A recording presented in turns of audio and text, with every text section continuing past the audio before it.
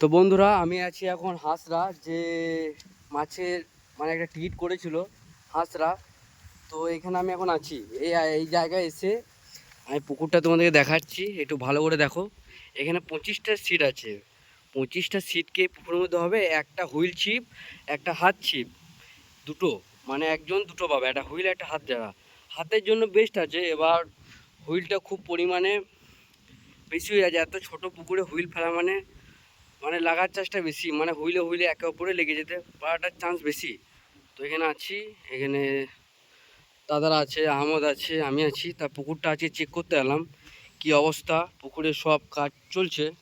এটাই স্টেজ, মানে এখানে পাটা দিয়ে সিটের মতো করছে, এগুলো পরিষ্কার করা হচ্ছে। পুকুরটা এমনি ঠিক আছে, কিন্তু টিকিটের পরিমাণটা খুব বেশি হয়ে গেছে। টিকিটের পরিমাণটা বেশি হয়ে গেছে। ওয়েদার আজকে দারুণ আছে। তো যারা দূর দূরান্ত থেকে আসবে তারা এখানে, আমি তাদের জন্য আমি বেশি করে এটা বানাচ্ছি ভিডিওটা।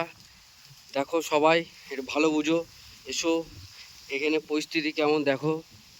আর এখানে 100 গ্রাম থেকে 4 কিলো অবধি মাছ আছে।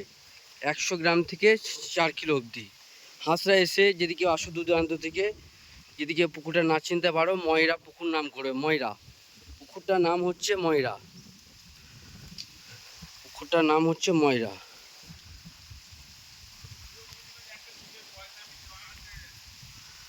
তা পুকুরটার নাম হচ্ছে ময়রা। যারা দূর দূরান্ত থেকে আসতো তারা জিজ্ঞেস করবে হাঁসরা এসেই ইলামবাজারে নামবে।